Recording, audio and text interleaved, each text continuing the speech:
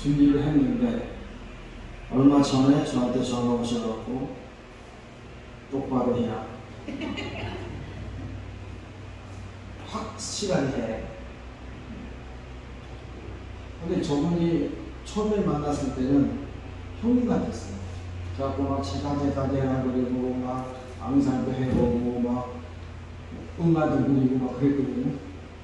근데 희한한 일이 있어요. 왜 그러냐면 세월이 갈수록 있잖아요.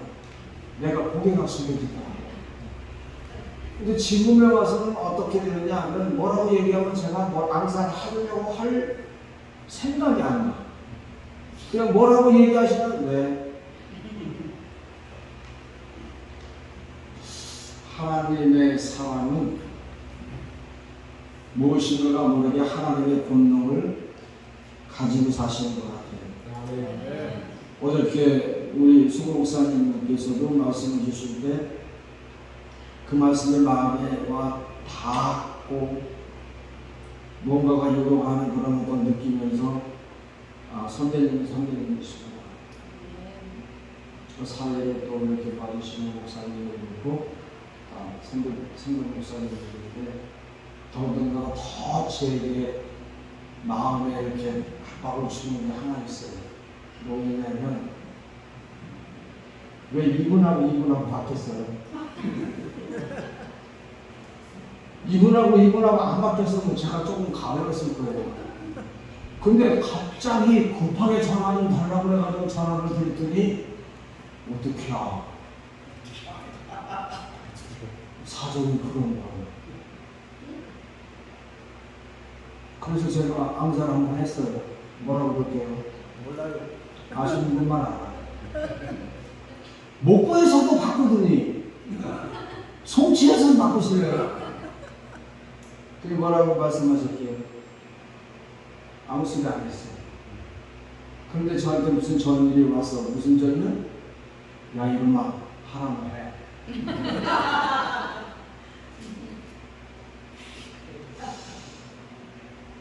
어저께 이제 가벼운 마음으로 내려놓고 집에 가서 잠을 자려고 했는데 도대체 잠이 안 와요. 자꾸 이 머릿속에 뭐가 맴도는 것 같아서 우리 천하의 친구 세계에서 제일 예쁜 우리 아내가 잠자는 잠을 깨웠다가 살짝 나왔는데 내가 공부하고 있는 사이에 내 눈이 또 막상 살짝 보고 갔다 그러더라. 어쩌나? 자기네들 그렇게 안 사나 보지? 우리는 한 침대에서 사는데?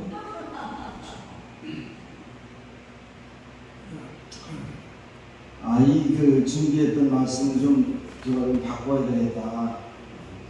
그러한 생각이 들어서 제가 좀 대답적으로 바꿨어요.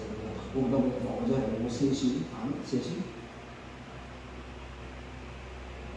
하나님의 말씀을 이렇게 배열하고 선포한다는 것이 한 영혼을 하나님께로 인도하고자 하시는 하나님께 주시는 말씀이거든요.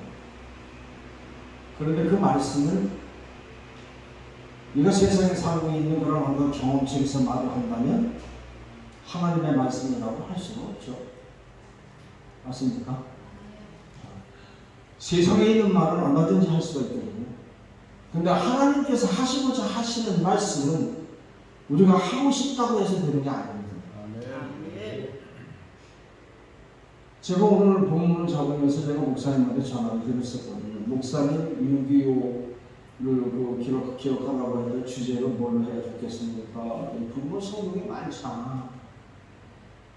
자세히 안 가르쳐 주세요.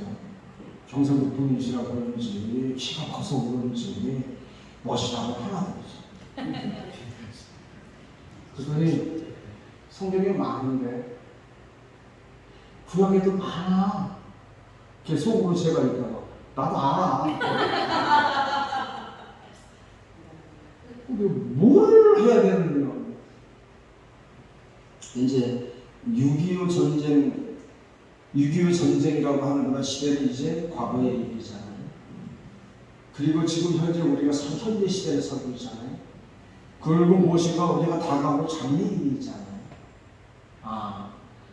이게 세 가지에 대한 그런 어떤 것을 우리가 같이 함께 말씀드릴 수 있는 그런 성경이 뭐냐? 그래 준비한 것이 오늘 본문 말씀입니다. 근데 여러분이 본문 말씀을 뒤에 두고 전쟁을 기억하라고 하는 그런 주제만 가지고 말씀드린다면 본문에 대해서 하나님께서 말씀하시는 그것이 무엇인지 이것을 알 길이 없는 거거든요. 그죠? 세상에 호흡하고 있는 어떤 사람보다도 가장 중요한 것이 무엇이겠어요? 하나님께서 우리에게 주시는 생명의 말씀인 것이죠. 믿습니까? 자, 옆 사람하고 인사합니다. 말씀대로 갑시다.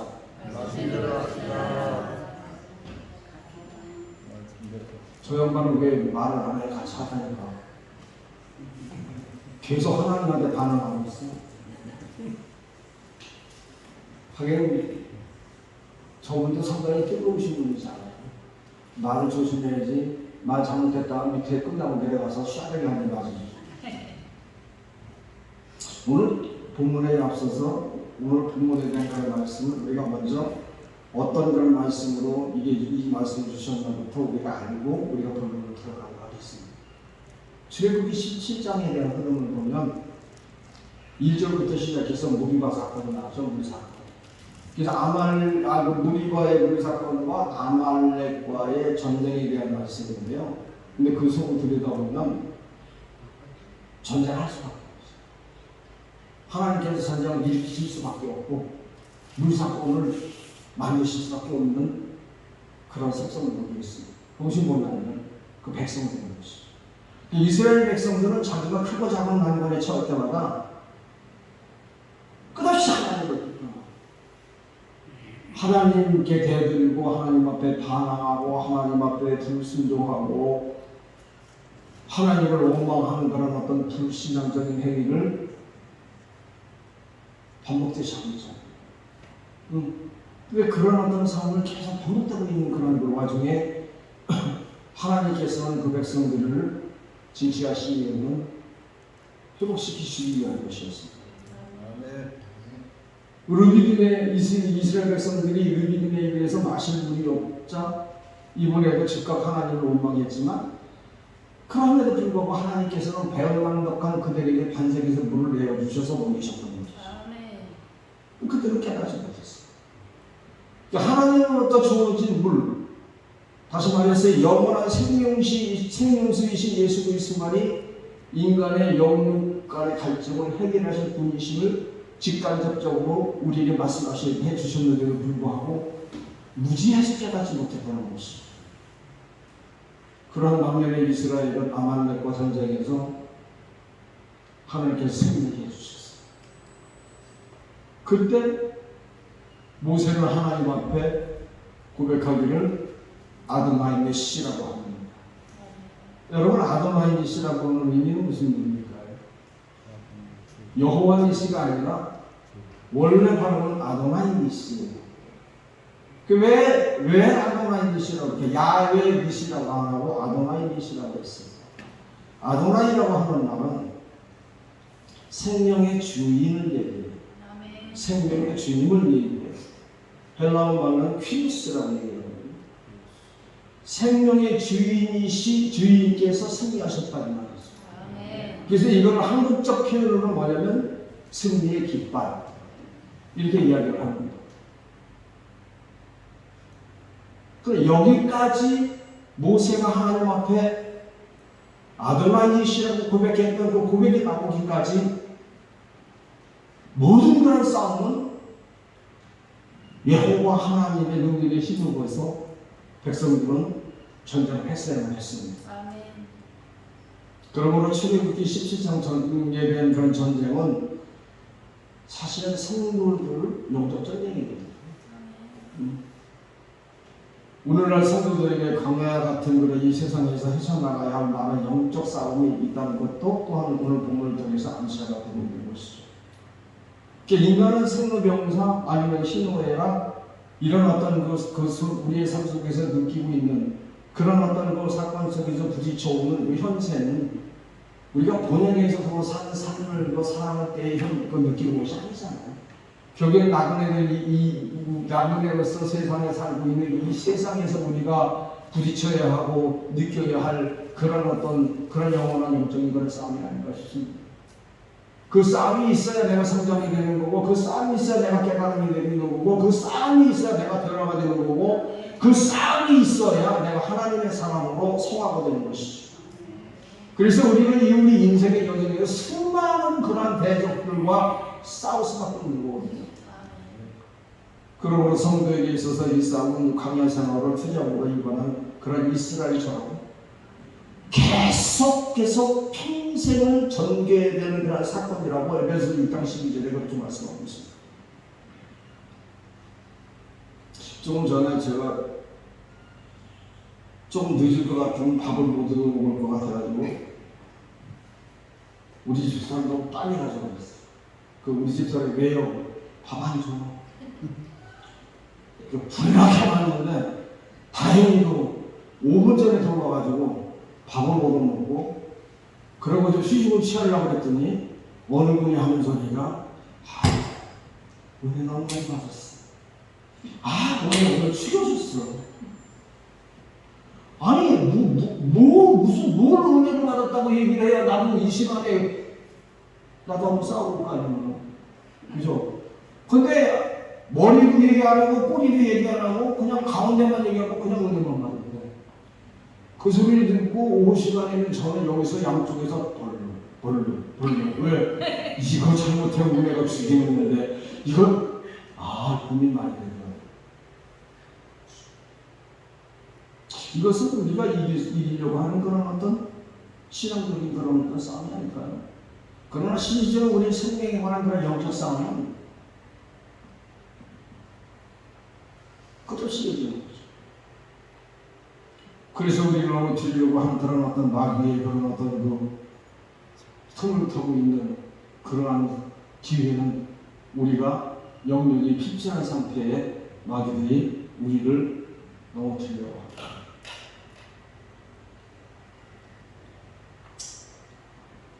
오늘 우리 하나님께서 우리에게 보여주고 계시는 그런 어떤 사건은 바로 그리스도인들이 만전무장을 하게 하시기 위해서 우리에게 그런 어떤 하나님의 역사를 보여주시는 그런 역사라는 가정을 싶습니다.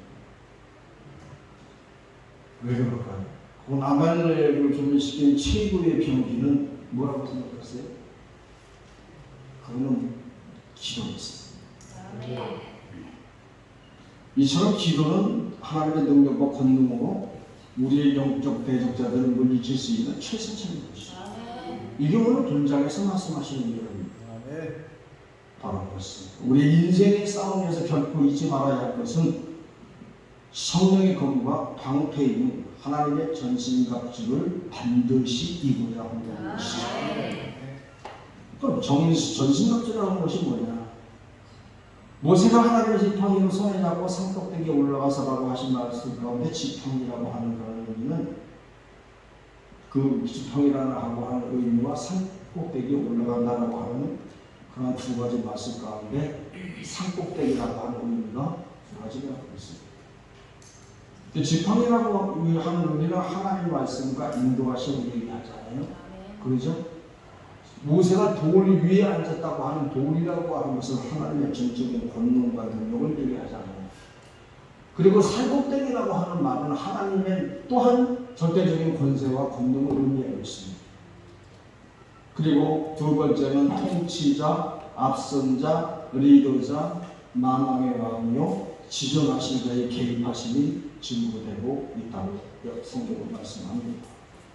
여러분 그렇다고 기도만 하면 되는 것이냐?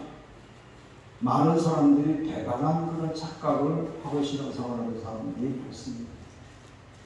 여기저기 기도하면 돼, 기도만 하면 돼, 기도만 하면 응답 줘, 기도만 하면 돈 줘, 기도만 하면 뭐 줘, 기도만 하면 장가갈 수 있어, 기도만 하면 서울대학교 갈 수 있어. 절대 아니죠. 전깃불이 켜지는 것은 플러스와 마이너스가 함께 공존해야 켜지는 겁니다. 그죠? 그렇듯이 말씀과 기도가 함께 공존해야 하고 믿음과 행위가 함께 공존해야 하나님의 응답이 여러분들에게 임하시는 것입니다.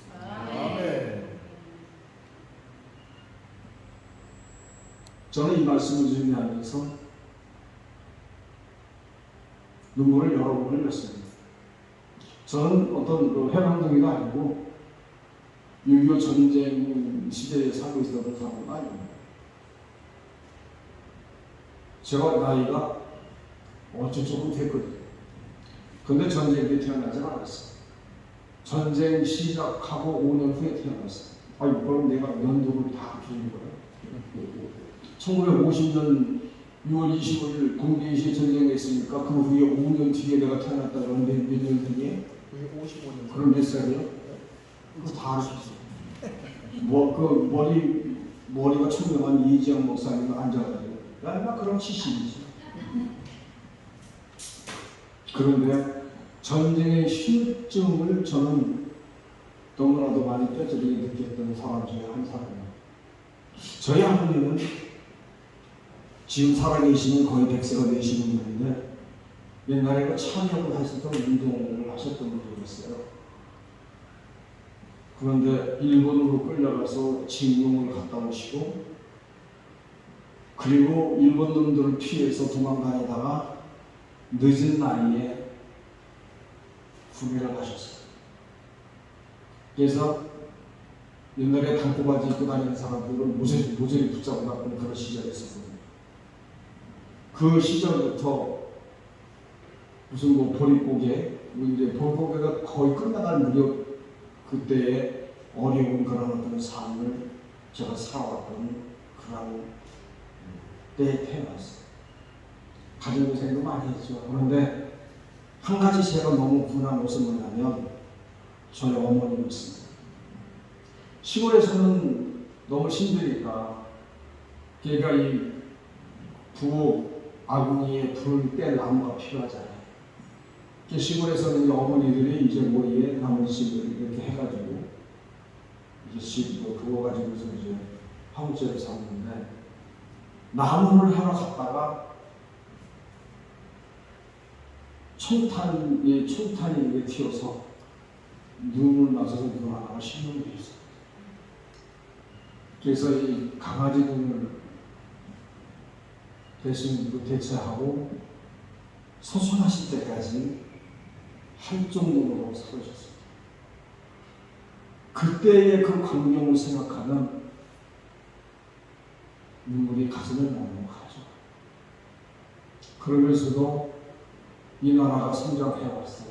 급성장해왔고 모세가 지금 안정된 그런 어떤 국가로서의 건재하게 세워진 지금쯤에 생각해보니까 이게 모든 것이 다 하나님의 은혜고 하나님의 인도하심이고 하나님의 역사하심을 다시 한번 제가 깨닫습니다.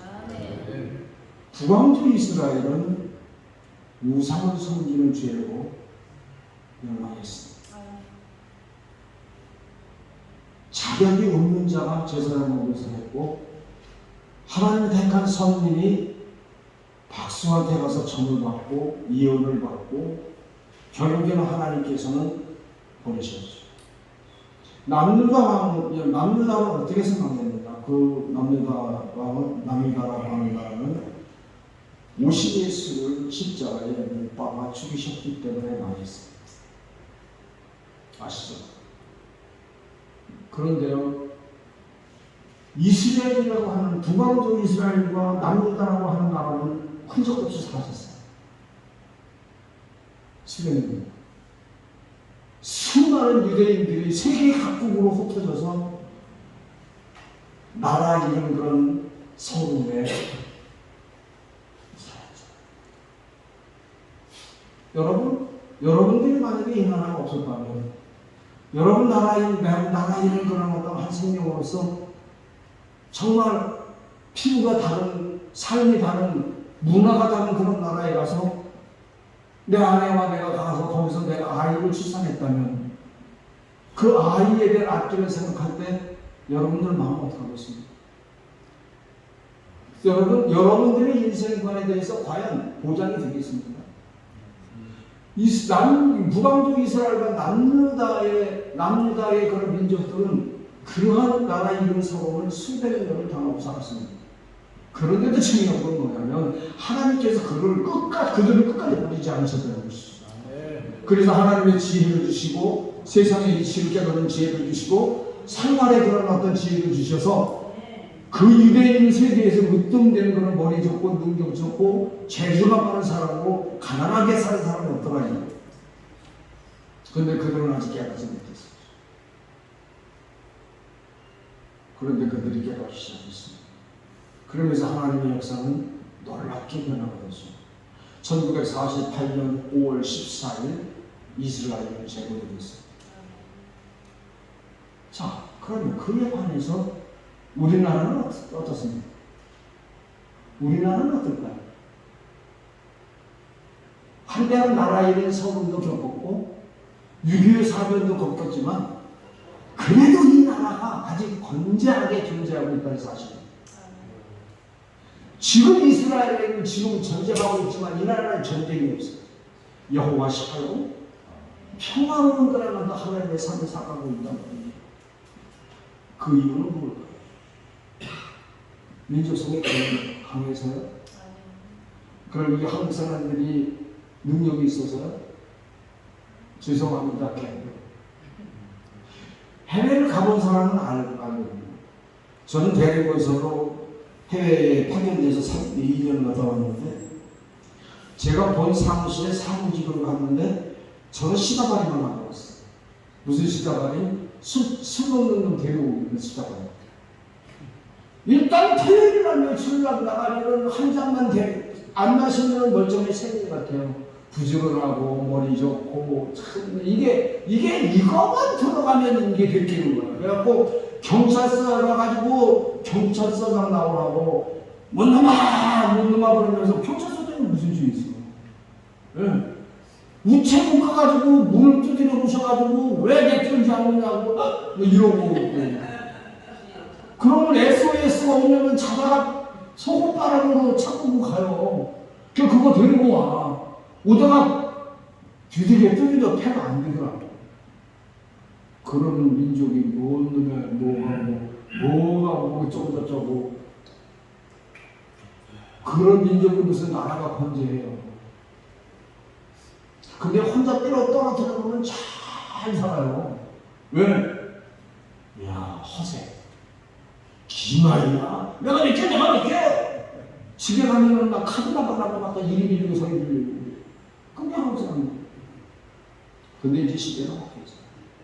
그죠? 세계적인 문화는 공통으로 바뀌었고요. 세계적인 사람하고 지금 대화하면서 살지 않아요? 그렇죠? 네. 아, 그렇다고 해봐요. 네. 그 사람들 때문에 이 나라를 건재할까요? 여호와 하나님께서 이 민족을 사랑하시고 이 나라를 사랑하셔서 아직도 두 손을 들고 계셨기 때문에 이 나라가 건재한 겁니다. 그리고 나라와 민족을 위해서 기도하는 사명들이 있었기 때문에 건재합니다. 말씀대로 순종하는 성도들이 있기 때문에 건재합니다. 우리 그리스도인들의 인생은 말씀과 기도로 전문해야 하고 하나님의 말씀을 통한 권세와 권능을 받았기에 능치 못할 일이 없는 민족으로 우리 주님께서 바꿔주셨습니다. 다시 말해서 하나님의 전신갑주를 입고 있다는 뜻이죠. 일제치하에 속박당하면서도 목숨을 버리기까지 대한민국 독립을 외쳤던 것. 6.25 사변 때 나라를 지켜야 되겠다는 그런 신념도 말씀으로 주시는 하나님의 능력과 인도하심과 기도였다는 사실입니다. 내가 하나님 앞에 바르게 그런 어떤 신앙생활을 하기 위해서 하나님 앞에 얼마나 기도하겠습니까? 내 가족이 하나님 앞에 올바른 그런 그리스도인으로서의 삶을 살아가기 위해서 부모들은 자식을 위해서 얼마나 기도를 많이 하겠습니까? 그런데 하물며 나라와 민족을 위해서 올바로 하나님의 은혜의 장중에 붙들림을 받아 이 나라가 건재하게 평화를 누리고자 기도하는 그 기도가 얼마만큼 기도한 기도가 있기에 이 나라가 이렇게 건재하게 지금 평화롭게 살고 있느냐. 여러분, 우리 믿음의 선배들, 믿음의 어르신들에게 평생 감사해야 됩니다. 여러분, 나라를 위해서 반공정신이 투철하고 나라를 사랑하는 애국정신이 투철하고 내 이웃을 내 몸과 같이 사랑하시는 희생적이고 봉사적인 그런 정신도 투철해야 되지만, 내가 존재하고 있는 이 나라에 흥망성쇠의 주권을 가지고 계시는 하나님께 영광을 돌리는 그러한 그리스도인들이 되어야 될 줄 믿습니다. 아멘. 대한민국 독립을 위해서 태극기들과 앞장섰던 분들, 대한민국 임시정부가 세워지고 초대 대통령도 기독교인이었습니다. 6.25 전쟁으로 나라와 민족을 위해서 기도했던 분들이 있었기에 가능했던 것이죠. 그분들에게는 계시의 정신이 투철했고 믿음이 충만했고 또 나라를 사랑하는 그 마음이 그 가슴에 불붙듯이 일어났었고, 그리고 자기 자녀들의 미래를 생각했을 때 하나님 앞에 기도하지 않으면 안 되던 그런 상황 속에서 목숨 걸기까지 기도했던 그런 우리의 어른들, 그 믿음에 우리는 정말 깊게 감사하지 않을 수 없습니다. 자기 목숨을 총에 던지고 그러니까 하나님 앞에서 내 형제, 내 가족을 위해서 하나님 앞에 기도했던 그런 담대함이 과연 어디에서 나왔을까요? 한 발 앞으로 더 나아가서 대한민국을 독립시키고 민족들이 구원을 받을 수 있었던 건 과연 누구 때문이었을까요?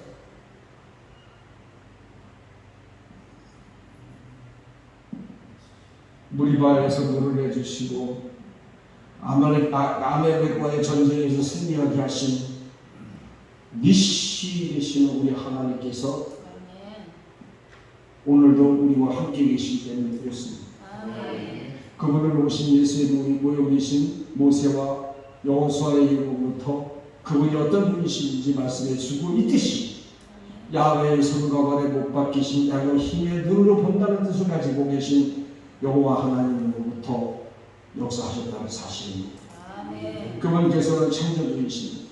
그분께서는 만왕의 왕이시고 그분께서는 우리의 생사화복을 조언하시는 절대적이신 지존자이시며 스스로 계신 분의 절대적인 주권이 없다면 과연 이 나라에 평화가 있을까요?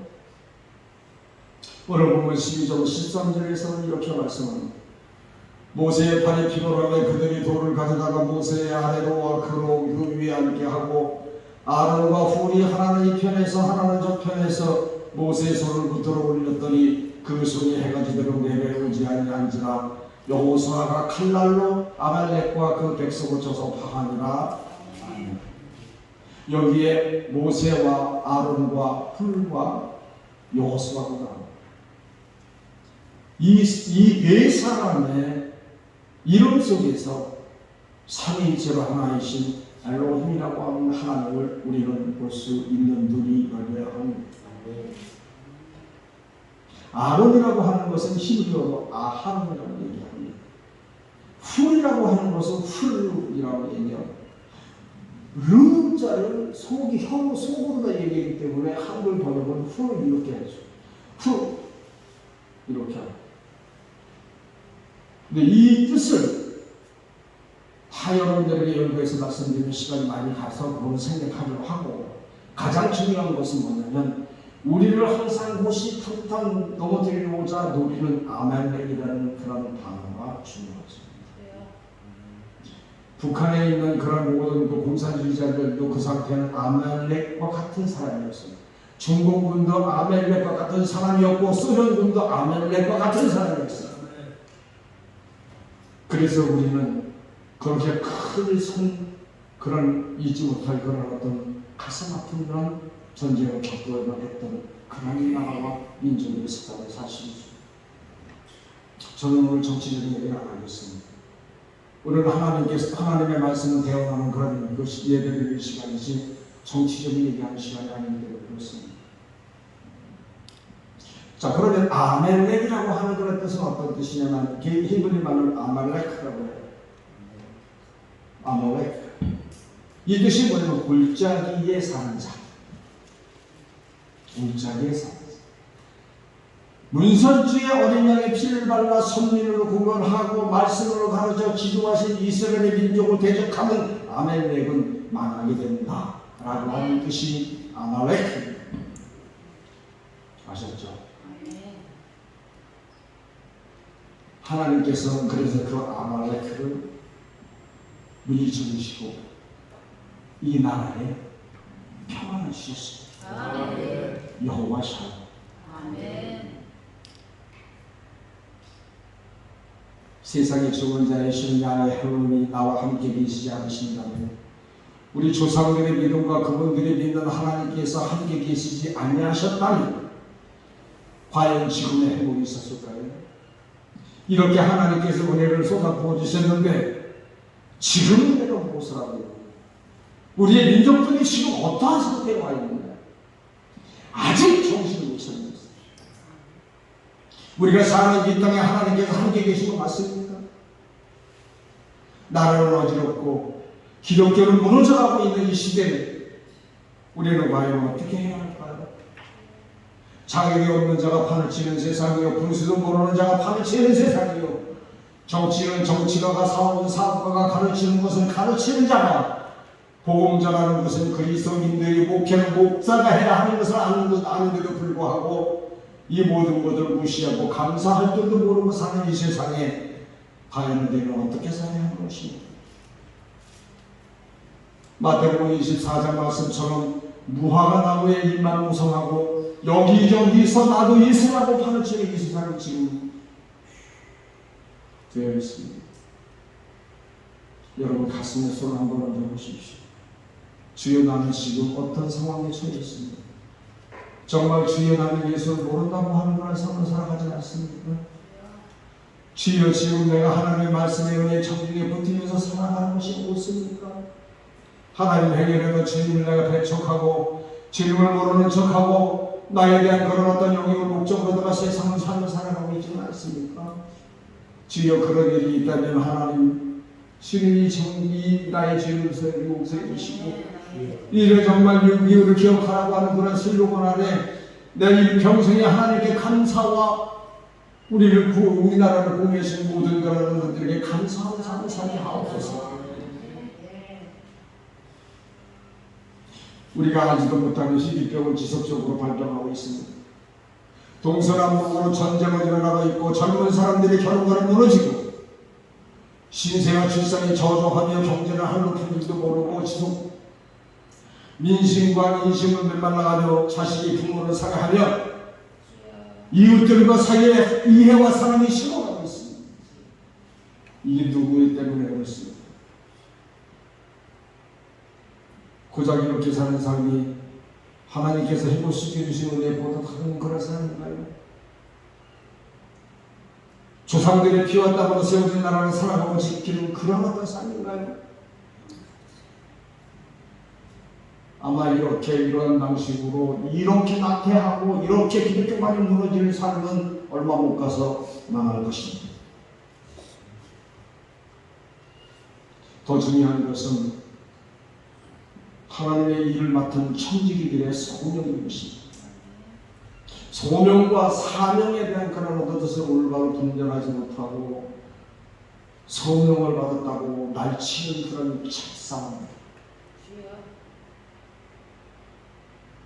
그들의 말을 빌리자면 전국 방방곡곡으로 돌아다니면서 복음을 전한다고 하는 용도로 아니면 목사라고 하는 타이틀을 앞세워 성경 연구도 안 하고 기도도 안 하고 그저 자기 생각으로 아니면 성령께서 음성으로 들렸다고 거짓말 예언한다고 성경에도 없는 자정기도를 한다고 해야 풀린다고 허리를 졸라매고 힘들고 어렵게 사는 성도들에게 목사라는 이유로 대접받기를 바라고 좋은 음식을 먹기에 급급하며 하나님을 높이는 것이 아니라 도리어 자기의 의를 나타내고 우상을 만들어 섬기고 있는 그날 제가 판을 치는 이 시대가 과연 목숨까지 버려서 나라를 지켜주신 그러한 그분들에게 감사하는 삶인가요? 하나님께서 두 팔을 내리시지 아니하시고 이 나라를 사랑해 주시고 민족을 사랑해 주셔서 올드런 구원을 계획하고 계신 우리 하나님의 은혜에 빚을 갚는 그런 삶이 지금 현재의 삶인가요? 기독교는 교리가 무너져가고 있습니다. 조직신학이 무너져가고 있다고 말입니다. 성경의 말씀에 산산조각나고 있습니다. 마귀와 사탄에게 미혹된 줄도 모르고 떠들어대는 가짜들이 판을 치는 세상이 되었습니다. 왜 그렇게 되었을까요? 왜 이 모양 이 꼴이 되었을까요? 왜 정신 못 차리고 있을까요? 젊은이들에 대한 그런 문과 사랑함과 어떤 반공정신과 반공사상과 의리를 공경하고 있는 그런 예절과 모든 것이 다 무너져가고 있습니다. 그래도 예수 믿는 사람이 바로 입으로다가 발설하면서 살 수 있을까요? 하나님께서는 그들을 모른다고 하십니다. 이제 우리만 38년 동안 일제 압제에서 고생을 받았던, 그리고 6.25 전쟁으로 인해서 그 아픔을 가지고 살았던 우리만이라도 이제 예수 그리스도의 말씀의 중심으로 돌아옵시다. 예배 중심적인 삶과 기도가 식어져가고 있는 이 시대에 다시 무릎 꿇고 하나님 앞에 기도하며 하나님의 놀라우신 역사를 다시 일으킬 수 있는 저와 여러분들이 되시기를 주님으로 축원합니다. 이제 정신 차려야 합니다. 내 자신부터 거듭나야 하고 회복되어야 한다는 것을 제가 먼저 고백하고 인정합니다. 우리 다시 무릎 꿇고 하나님 앞에 기도합시다. 올바른 성경관과 신앙사상과 바른 목회로서 회복하기를 노력해야 합니다. 나라를 제자가 건재하게 해주신 하나님과 목숨 걸고 나라를 지킨 분들에게 일평생 감사하는 그런 그리스도인들이 되시기를 주님으로 부탁을 드립니다. 누가복음 1장 19절에 보니까 우리를 위하여 구원의 불을 그 족 다윗의 집에 일으키신 같이 이 나라 팔도강산에 다시 한 번 예수 그리스도의 놀라운 은혜와 사랑이 충만하게 해달라고 기도해야 합니다. 사무엘하 22장 20절에 나를 더 넓은 곳으로 인도하시고 나를 기뻐하시고 구원하셨도다라고 고백하는 그런 감사 기도가 저와 여러분들의 입에서 울려 퍼져 나와야 합니다. 이사야서 40장 11절에 그는 옥자같이 양리를 먹이시며 어린 양을 그 발로 모아 품에 안으시며 젖먹이나 것들을 온전히 인도하시리라고 하신 말씀처럼 온 민족이 여호와 하나님을 의지하며 말씀에 순종하고 기도합시다. 나라를 위해 목숨을 바치는 분들에게 감사하고 또한 현대와 장래의 영원히 함께 하시는 우리 하나님의 은혜에 감사하고 이제 잘못된 것을 바로잡고 올바른 곳에 목숨까지라도 걸어 하나님의 영광을 위해서 살아가는 저와 여러분들이 되시기를 주님으로 축원합니다. 우리 사랑하는 여러분, 나라와 민족 구원의 승패는 여호와의 손에 달려 있습니다. 믿으시면 아멘. 아멘 소리가 좋아요. 이래서 하나님이 들으시겠습니까? 하나님의 길은 빼내. 그래가지고 목이 터질 정도로 아프게 해야 누구냐? 그래서 기도할 때 주야 하는 이유가 그거거든요. 잘 크게 해야 된다니까. 제가 부산에서 집회했을 때 어떤 그 여자 집사님이 예배 시간에 이렇게 들어오시더라고요. 그러면서 들어오면서 문을 열고 저 보세요. 그러니까 뭐라고 그랬대? 정상도 말라. 아이, 나 새가 났네.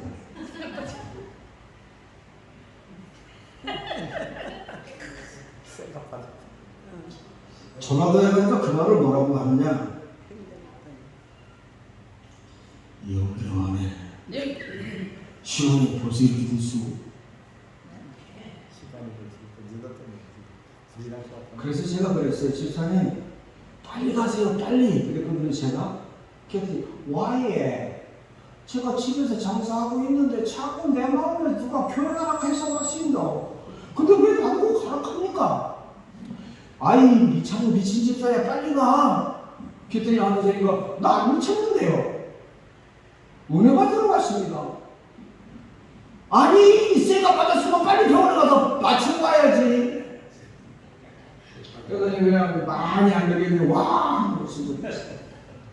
그래도 안 웃네. 웬일이야. 세대가 많이 변한 것 같아요. 그 집사님 마음에 여호와의 손이 올라가 있기 때문에 그 집사님은 마음이 충만했던 거예요. 믿음이 충만했던 거예요. 그래서 장사하는 것도 다 팽개쳐놓고 가게문 열어놓고 하나님이 말씀을 들으려고 교회에 왔는데 아차 그만.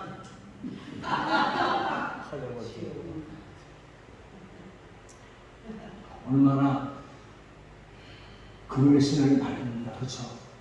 그런데요, 조금 하나님을 조금 알기 시작하면 표정이 달라져요. 그리고 하나님을 조금 알면 이게 이렇게 돼버려요. 그리고 조금 더 알면은 이렇게 돼버려요. 그리고 또 알면은 그리고 더 많이 알면 내가 하나님의 목사님 그걸 성경하고 하시오? 그 이렇잖아. 아주 성경 돈이 있다고 또 주석사 가지고 가갖고 틀리잖아. 아이, 샤이.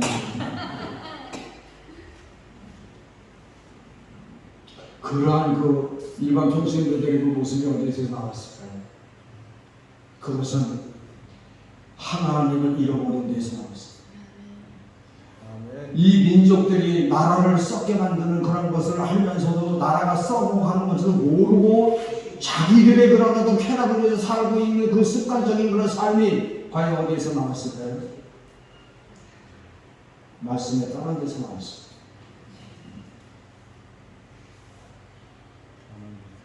누가 그들을 그렇게 만들었어요?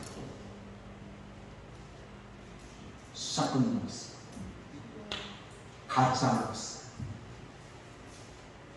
거짓 교인, 이선자, 배도와 배교자. 조심합시다. 오직 예수 그리스도를 바라며 정의의 길로 걸어가는 저와 여러분이 되어야 합니다. 그러기 위해서는 끝없이 기도해야 합니다. 눈앞에 빠지도록 말씀 구해야 합니다. 눈앞에 빠지면 안 되지. 저희 어머니가 한글을 모르시는 분이었어요. 근데 별명이 동네에서 변호사예요.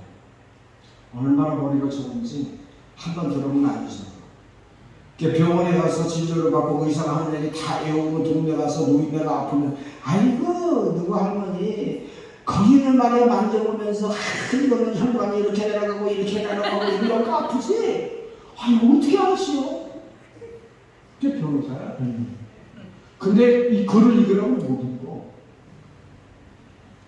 근데 어느 날 갑자기 제가 예수 믿게 됐고 그러니까 천주교에서 개질 거죠. 우리가 기독교로 제가 개종을 했죠. 제가 김수환 주유교한테 견진성사까지 받고 제가 복사하는 것도 앞에 가서 이렇게 그 신부님들 앞에 가서 등록하고 그것도 했고 뭐 컴퓨터처럼 무슨 뭐 거 가서 무슨 뭐도 했고 그렇게 했던 사람인데 내가 무슨 얘기가 많았지?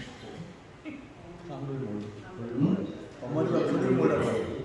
근데 개종을 해가지고 대한예수교 장로회 수종교를 다니면서 공부를 하게 됐고 그리고 우리 집에 와니까 우리 어머니가 교회를 안 나가는 거야. 그러니까 교회를 나가려면 안 나가. 그래가지고 제가 우리 집 뒷방에 스웨덴으로 사는 내 친구가 보고라고 그랬어. 야 세전아 야 왔냐? 야 이놈의 자식아 야가 뭐였나 전도사님한테 이것도 뭐, 지금 이제 뭘 말씀을 조금 아니까 이제 이러고 그렇게 하잖아요.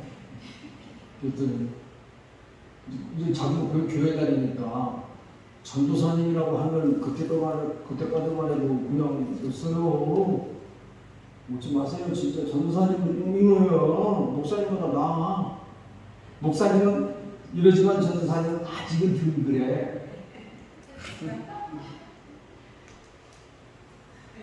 그래서 저 돼지고기에 가가지고 석간에 있는 거 좀 빼와. 아주 잘생기고 매끈매끈한 놈으로 빼와라. 뭐 하려고? 빼오라고 빼와 임마. 그러고 나면 근데 공목사님 같으면 하나님의 권능을 갖고 계시기 때문에 빼오라고 말도 안 할 거예요. 아마 당신이 직접 하실 거예요. 그러고 난 다음에 이제 내가 야 저 건너방에 부엌에 가면 밧줄이 있어. 동화밧줄. 그러니까 왜 그 옛날에 뭐 이렇게 석가래 이렇게 하는 거 있잖아요. 굵은 거. 그걸 가져오라고 했더니 우리 노인네는 눈치가 빠르다. 왜? 병사니까. 그냥 마을에서 있다가 공당 나가는구나 후딱 뛰어다니다가 그냥 허리가 그냥 무적이 됐잖아. 그러면서 하는 소리가 앙사해. 뭐라고? 전도사. 가만 다 사냐! 가만 다 사냐! 큰 나라를 보냈어 제가. 네. 남씨 가정에 그 나라를 내가 구했다니까. 네? 그럼 남인같이 생각해요. 그분이 한글을 띄웠고 성경을 너무 더 잘하니까 나를 가르쳐. 목사님 그 말이 아니잖아. 그래서 저한테 한번 쪼고 먹고 권사가 목사를 가르치냐? 이제 엄마랑 안 그래. 여사, 서여사. 소천하시기 이틀 전까지만 해도 가서 기도해 주면서 아이고 우리 서여사 왜 이렇게 이뻐? 그게 어머니하고 마지막 대화였어. 이게 하나님 앞에 제대로만 생각하면 하나님이 기뻐하신다. 하나님의 영광을 받으신다면 아주 작은 것부터 아주 큰 것까지 우리 주님께서 모든 것을 평정하고 평화롭게 해주시는 것이죠. 바로 그러한 하나님의 그 사랑과 하나님의 은혜가 있었기에 그리고 하나님 여호와의 팔을 모세의 두 팔을 들어 올리는 아론과 훌이 있었기에 나라와 민족의 회복을 위해서 그 평화를 위해서 나라와 민족을 위해서 기도하는 그런 하나님의 종들이 있었기에 이 나라가 지금 아주 건재한 줄로 믿습니다. 이제 우리는 정로로 걸어가야 되지 않겠습니까? 무상숭배하는 자들과 멸망의 유혹으로 빠진 자들의 영혼을 구원해달라고 하나님 앞에 기도하십시오. 세상 끝날까지 복음을 전합시다. 아도나이 메시아하는 나의 깃발을 들고 장차 도래하는 그의 나라와 그의 의를 위하여 그리고 이 나라와 이 민족을 위하여 고공분투하며 이 나라와 민족을 위해 함께 계시는 영원하신 야훼 하나님께서 양팔을 빼시지 않도록 말씀을 순종하고 기도하며 감사드리는 저와 여러분 되시기를 주의 이름으로 감사히 부탁드리겠습니다. 기도하겠습니다. 하나님 감사합니다. 고맙습니다. 아버지 하나님 보면서 주시는